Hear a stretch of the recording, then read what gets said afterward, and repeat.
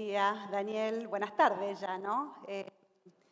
Bienvenido a este espacio, a este foro de innovación. Hoy nos acompaña un miembro de la comunidad de negocio y por sobre todo un gran volumen de actores dentro del ecosistema emprendedor, ¿sí? Tenemos casi 300 personas acreditadas y ya estamos cerrando prácticamente el evento, que podemos decir que ha sido un éxito. Para comenzar un poquito en términos de posicionamientos, en términos de inversión en el desarrollo tecnológico hoy, ¿y qué estaríamos necesitando para acelerar ese crecimiento? Buenos días, gracias por la invitación. Realmente me parece importante que este tema sea un tema central en una jornada como la que ustedes están organizando y buenísimo que podamos plantear estas preocupaciones. ¿Qué diría? Voy a empezar diciendo que lo fundamental para el desarrollo científico-tecnológico como para el desarrollo educativo, que es la base decisiva para el desarrollo de la ciencia y la tecnología, tiene que ver con tener política de Estado de mediano y largo plazo. Bueno, ninguna transformación, ningún cambio, ningún progreso puede suceder si estamos acostumbrados a un país que tenga políticas pendulares y que tengamos que estar esperando los calendarios electorales para resolver temas que son estructurales. Esto es una cuestión central y decisiva. Nada en ciencia y tecnología, nada en educación es de un día para el otro. Implica mucho tiempo de mismas políticas de crecimiento en las inversiones y de articulación entre el sector público-privado, teniendo en cuenta cuáles son los ejes estructurales para el crecimiento. Y en este sentido tenemos que discutir fuertemente el cambio de un modelo productivo, cambio de una matriz de exportaciones, y en el modelo productivo y la política de exportaciones que nosotros imaginamos, el conocimiento, la ciencia y la tecnología tienen un papel central. Esto podría ser solamente un verso. Vengo de una mesa donde decíamos un poco que es un cliché. ¿Quién va a decir que no es importante la ciencia y la tecnología? ¿Quién va a decir que no es importante el conocimiento? Pero hay que tomar cuestiones concretas. Yo creo que estamos quizás en vísperas de que en este ámbito empiece a ser así. Entre otras cuestiones, el año pasado se votaron por unanimidad. Destaco el tema de la unanimidad en la votación, porque eso puede querer decir que se va a cumplir dos leyes que tienen que ver con lo que vos planteaste recién. Una primera ley que es, por primera vez Argentina tiene una ley de inversión en ciencia y tecnología y le plantea al Estado multiplicar por 4 la inversión en ciencia y tecnología en los próximos años. Eso es estratégico y es fundamental.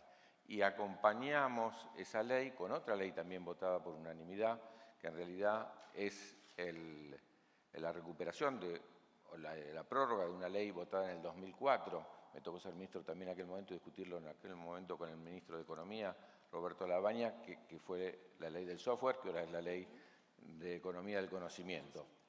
Por un lado la inversión pública, por el otro lado la inversión privada, y tuvimos hace pocos días, la semana pasada, tuvimos una tercera ley que me parece que es central en esta dirección, que es la ley de bionanotecnología, que también recupera la ley que en su momento, en el 2007, se aprobó de biotecnología, fue votada por unanimidad en diputados, falta el Senado, pero también permite la articulación público-privada. Hay no menos de 5 leyes, la de electromovilidad, la de crédito fiscal, que van en esta dirección. Si Argentina se encamina a que, independientemente del gobierno de turno, independientemente de los periodos electorales, sobre un eje central, que es el eje de la ciencia y tecnología, podemos tener políticas de mediano y largo plazo, quizás aprendimos algo del pasado y cambiamos un poco la dirección de lo que viene. Bien, o sea, consistencia y alineación de agendas, definitivamente, ¿no? O sea, en algún punto.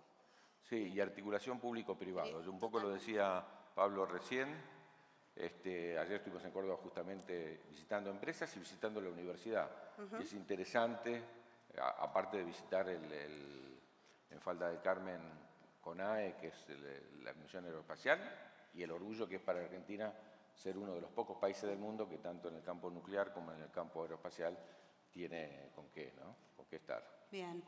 Y si hablamos un poquito de ese largo plazo, ¿no? Y esas políticas de mediano y largo plazo, de acá al 2030, si hablamos del Plan Nacional de Ciencia, Tecnología e Innovación, ¿cuáles son esos principales puntos que podríamos destacar que independientemente de quién venga no son discutibles, digamos? Bueno, Nosotros estamos proponiendo con estas leyes, bueno, uno es saber que vamos a tener financiamiento. Lo segundo, hay algo peor que no financiar, que es financiar mal, digamos, ¿no? Entonces, ¿para qué? Bueno, ahí hemos hecho una cantidad de debates enormes a lo largo y ancho del país, donde estamos fijando 10 temas centrales para hacer un plan de ciencia 2030. La ley de ciencia, que tiene más de 20 años, propone que Argentina tenga un plan de ciencia. Bueno, nunca lo tuvo. Entonces, la idea es que haya también consenso y trabajar el tiempo que haga falta para que sea por unanimidad y que las principales fuerzas políticas y los principales sectores, estuvimos con la UIA, con la CGT, con cada una de las provincias que tiene su propio alineamiento en esta dirección y su propio programa, hemos estado avanzando para que podamos tener 10 temas centrales, entre los cuales, por supuesto, están estos que venimos hablando, la biotecnología, la nanotecnología, la reconversión respecto del tema energético, que es fundamental, pero también el tema aeroespacial, el tema marítimo, 4.0, inteligencia artificial, digamos, 10 temas que impacten en la vida cotidiana y que articulen el trabajo público-privado. Hablábamos de inversión, ¿no? Recientemente se anunció un crecimiento en términos relativos al Producto Bruto Interno, que veníamos de un 0,06 de inversión hacia un 0,31, ¿sí? Y también la participación de articular, digamos, todas estas políticas a nivel federal. ¿Cómo eso fomenta, ese crecimiento, digamos, en términos de inversión, fomenta la federalización de todo esto? Es una muy buena pregunta. Uno de los problemas más dramáticos que tiene Argentina es que la ciencia y la tecnología tienen nivel de concentración y de desigualdad mayor que cualquier otro indicador de la Argentina. El 85% de la ciencia y la tecnología argentina está concentrada en la región metropolitana o en la región central, Córdoba incluida dentro de la región central, por supuesto, junto con Santa Fe y provincia de Buenos Aires, 85%. ¿Esto qué implica? Contaba ayer justamente en Córdoba que estaba el ministro de Ciencia y Tecnología de Chile hace poquito en la Ciudad Universitaria con nosotros, en el IFIBINE y en el Instituto Cero más Infinito, dos modelos nuestros, y le preguntan al decano cuántos investigadores del CONICET hay en ese edificio, y él dice, acá hay 1000 investigadores del CONICET. Y le pregunta, ¿y cuántos becarios? Bueno, acá hay 1200 becarios del CONICET. Así que en un edificio teníamos 2200 investigadores. Yo venía de Formosa el día anterior, que tiene 6 investigadores del CONICET. Para que tengamos una idea de la desigualdad enorme que hay y la necesidad que tenemos de generar un proceso de federalización. La ley de Ciencia y Tecnología de la que estoy hablando, de financiamiento, tiene un artículo muy sabio. El 20% del aumento que todos los años vamos a tener de acá al 2032 en ciencia y tecnología tiene que ir a la federalización de la ciencia. Y realmente eso es muy importante. Habrán leído, hemos ahora convocado a un proceso de construir ciencia y de equipar ciencia. Hemos entregado 60 millones de dólares en equipamiento por primera vez en la historia del país, que es parte de los recursos de esta ley, y fundamentalmente ha ido invirtiendo la relación, mucho más para las áreas que tienen menos desarrollo y menos para las que están siempre privilegiadas. No es fácil, no es de un día para el otro, pero hay que transformar la materia prima allí donde se produce. Hay que darle un destino a los jóvenes que nacieron y tienen el derecho a poder desarrollar su carrera allí. Así que ahí va a estar, en esta pregunta que nos hace vos, es muy pertinente, ahí va a estar buena parte de nuestro esfuerzo. Para cortar esa brecha, qué bueno. Y también un poco en referencia a lo que mencionabas antes relacionado a lo que es esta digamos, cooperación entre lo que es participación público-privada, pero agregaría a esa tríada lo que es la academia, ¿no? Y el rol del investigador que mencionabas recién, en donde hay una brecha muy grande en lo que es capital y lo que es el resto de las provincias. ¿Cómo se articula, digamos, cuál es el rol del investigador en eso para el crecimiento del desarrollo, digamos, de la ciencia y demás? Y cómo articular esa tríada de una manera virtuosa entre el sector público, privado y la academia propiamente dicha. Es bien interesante. Si uno mira los países que invierten mucho en ciencia y tecnología, y son aquellos que uno tiene como ejemplo, caso de Israel, el caso de Corea, el caso de Japón, el caso de Alemania, son países que invierten entre el 3 y el 5% del PBI en ciencia y tecnología. Israel es el que más invierte cerca del 5%. ¿Cuánto es lo público de ese 5%? El 1,3%. Si el país que más invierte en lo público es Israel, invierte 1,3%. El resto es inversión privada. Entonces, lo que tiene que hacer el Estado es generar las condiciones para poder articular y, por decirlo de alguna manera, atraer a partir de la inversión pública, que son las grandes inversiones que hay que hacer, la posibilidad de desarrollo, innovación y tecnología privada. ¿Esto tiene que ver con el investigador? Sí. Tuvimos hace poco con 7 gobernadores allí en Israel por el tema del agua y viendo tecnologías para mejorar. 18 provincias de las 24 tienen problemas con el tema de agua y le preguntamos al que preside la Agencia de Transferencia Tecnológica cuáles eran los secretos de Israel. Uno es esto de política de Estado, sin lugar a duda. Claro. Segundo, que decía, calidad de la educación, sin lugar a duda. Un tercero, que es rarísimo, que dice que es la indisciplina de su gente. Una cuestión de creatividad natural que tiene que ver con el servicio militar de 3 años que tienen en un momento, etcétera, etcétera. Pero el que me llamó la atención, el elemento que desde el Estado se puede hacer, dijo, el elemento central es la investigación básica. Bien. El Estado tiene la responsabilidad de la investigación básica y de generar los mecanismos de transferencia de esa investigación básica en tecnología. La tecnología propia, autónoma, no surge de la nada, surge de esa investigación. Y Argentina tiene mucha tradición, no solo tiene más premios Nobel que todo el hemisferio sur en el área de la ciencia, sino que lo que tiene es una tradición muy fuerte y tiene instituciones muy fuertes. Estamos orgullosos de la Universidad de Buenos Aires, de la Universidad de Córdoba.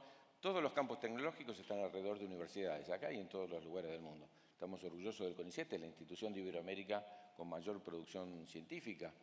Pero viene bien la pregunta del investigador, porque nosotros estamos en un proceso de transformación del rol del investigador. Nuestros investigadores tienen una carrera en el CONICET, tenemos cerca de 12.000 investigadores y otro tanto de becarios. No son los únicos investigadores, están también los de las universidades, pero en el CONICET, que es una carrera que está excesivamente mirando la publicación, el paper y la producción académica. Y poca para el ascenso en la carrera del CONICET, soy investigador del CONICET, entre otras cosas, para el ascenso en la carrera del CONICET hay poca puntuación, poco apoyo a la patente, a la transformación en tecnología de aquello que se creó científicamente. Entonces, desde ese punto, desde estudiar la carrera del CONICET, el mismo debate que tienen varios países de Europa en este momento, y nosotros tenemos una herramienta enorme, la tiene también el Ministerio de la Producción, a través de la Ley de Economía del Conocimiento, que es la agencia de I+D, que apoya justamente esta transferencia y ayudar a que no sea mal visto entre los científicos, porque también es una cuestión de cambiar una cultura, la posibilidad de transformarse o trabajar junto con empresas que puedan escalar la producción. Yo recién daba el ejemplo de esto, es decir, transformaciones muy rápidas a partir de la pandemia, como decía Pablo recién, sí, con todas las dificultades y el drama que significó la pandemia. Nosotros llevamos adelante una tarea que fue de urgencia entre el sistema científico-tecnológico, desde el desarrollo del barbijo del CONICET, sí, que sí, se llama, que es aplicación de nanotecnología a la industria textil, con pymes, porque el Estado no puede producir, puede desarrollar, pero no puede producir.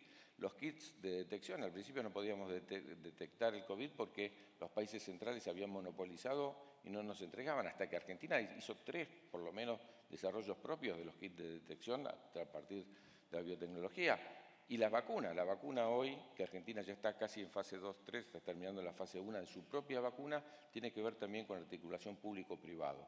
Nosotros lo que podemos hacer en los kits, en casi todo, bueno, venía justamente de hablar sobre el HB4, ¿no? Un gran avance entre la Universidad Litoral, el CONICET y una empresa, Bioceres.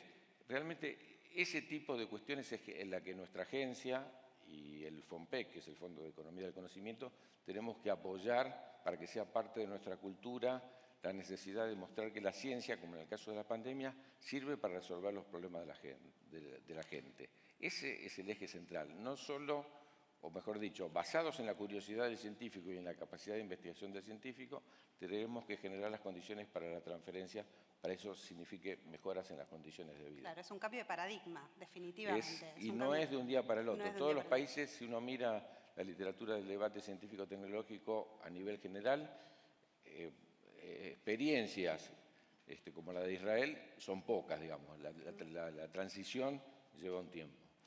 Bien, está claro entonces que hay que trabajar en conjunto. Y un poco para ir cerrando, porque ya estamos en tiempo, ¿cómo se articula esto entre los diferentes ministerios y principalmente el de desarrollo productivo, ¿no? Para que esto realmente tenga un impacto? Hablábamos que la educación tiene un rol fundamental en todo esto y definitivamente está articulado con el Ministerio de Educación. Ahora, ¿cómo, para que realmente tenga un impacto en la economía real, cómo se articula esto con los otros ministerios hoy? La pregunta es importantísima, porque también hay una imagen del científico o del Ministerio de Ciencia en su carril, y cada uno en el otro. Nuestro ministerio no tiene nada para hacer si no lo hace con otros ministerios. Claro.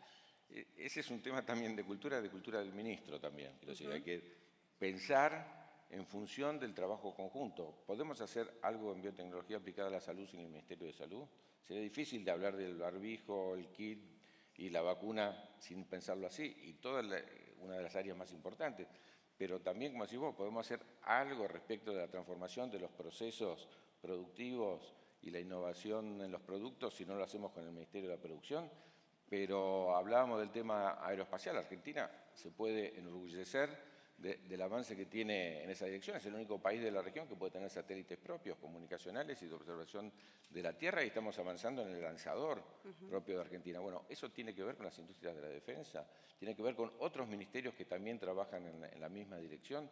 El tema un tema que nosotros que le damos la espalda, todo el tema oceánico y de la investigación oceánica. Argentina es 2 veces más grande en su plataforma continental que la Argentina continental. Hay un mundo de explotación enorme. En cada uno de los temas, en cada uno de los aspectos que nosotros tengamos que analizar, nuestro ministerio sirve si trabaja junto con otros ministerios. Y de hecho, lo digo porque muchos de acá deben estar trabajando con distintos organismos, Argentina tiene algo que se llama, tiene 2 organismos de ciencia. Uno es el COFECIT, que es la reunión de todos los ministros de ciencia, del que hablaba recién Pablo por el tema de Córdoba y la región central. Y el otro es el CICIT, son los organismos de ciencia que no dependen del Ministerio de Ciencia. El INTA es fundamental, no podríamos pensar desarrollo productivo sin el INTA, y no es de nuestro ministerio. El INTI para el desarrollo productivo es central y depende del Ministerio de la Producción. El Instituto Antártico, el INIDEP respecto al tema de la pesca, cada uno de los temas que estoy hablando, todo el tema de industrias para la defensa. Realmente hay un organismo que es el beneficiario de la ley de financiamiento de la ciencia y la tecnología, que tiene que trabajar articuladamente y acordando estos 10 puntos de los que hablamos. Insisto, Argentina no puede invertir en todo, tiene que pensar, y en muchos casos regionalmente, piensa en el tema de la transición energética, que va a ser el tema de los futuros 10 años. Nosotros no podemos pensar el tema del litio sin hablar con Chile y sin hablar con Bolivia.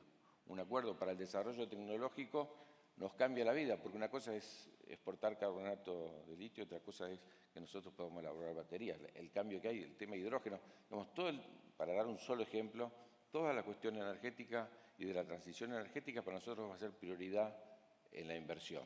Y eso va a ayudar también, sin lugar a duda, vengo hace poquito de firmar acuerdo con la industria vitivinícola. Por ejemplo, no se puede exportar sin huella de carbono y sin huella de agua. Hoy ya hace falta hacer esos estudios y que sea sustentable.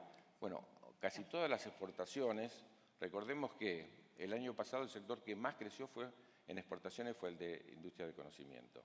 El que más personal creció en la Argentina fue de industria de conocimiento.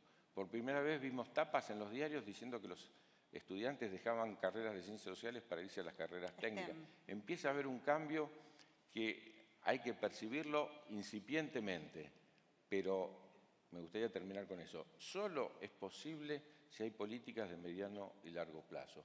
Nadie puede sembrar esperando que va a cosechar en ciencia y tecnología al otro día. Nosotros tenemos que hacer hoy grandes inversiones, grandes transformaciones, y seguramente eso va a permitir no solo que mejore y que crezca el país, y que crezca inclusivamente, porque uno puede crecer con la especulación financiera o puede crecer solamente con la exportación de commodities. Eso no es lo que le genera trabajo a nuestra gente. Lo que le genera trabajo a nuestra gente es que nosotros cambiemos la matriz de crecimiento y que tenga que ver fundamentalmente con la posibilidad de agregar valor con lo mejor que tenemos, que es el talento argentino.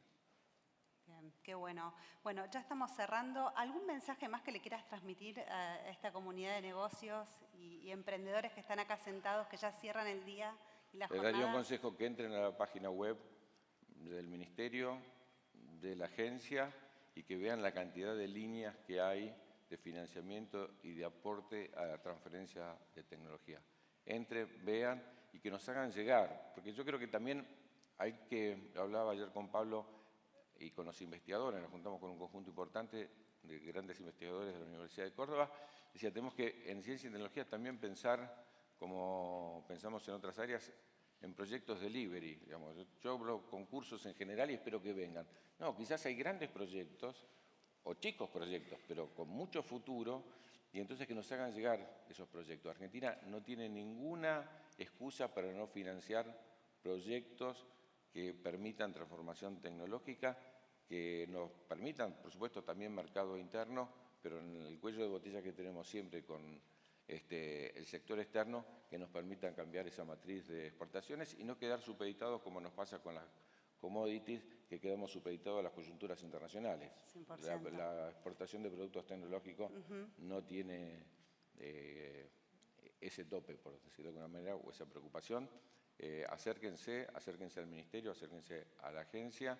Hay muchos investigadores del CONICET con muchos desarrollos que están en condiciones de hacer la transferencia, y esto, exigir que haya política de Estado, sea el gobierno que sea. Cuando uno se atrasa en ciencia y tecnología, como nos pasó en algunas áreas, no puede volver al lugar donde pasó, porque el mundo ya cambió. Entonces se pierde todo el capital. Estoy pensando en el reactor modular, por ejemplo, en el CAREM, que Argentina lo pensó en los 70, todavía lo estamos construyendo. Sigue siendo tan importante como en aquel momento, pero ya tenemos 30 competencias a nivel del mundo. Y dicho sea de paso, la semana pasada estuvimos en Bolivia.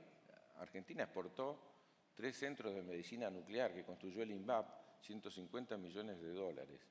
Me tocó estar en el 2007 en Australia inaugurando el reactor OPAL, 200 millones de dólares que Argentina hizo un reactor para fines vinculados a la salud en Australia, lo está haciendo ahora en Holanda. Realmente tenemos una capacidad de desarrollo científico-tecnológico enorme, capitalicémoslo y generemos las condiciones de política de Estado que nos permita proyectarlo. Bien, muchísimas gracias. Las puertas están abiertas entonces. Muchísimas gracias, Daniel, por tu intervención. Gracias.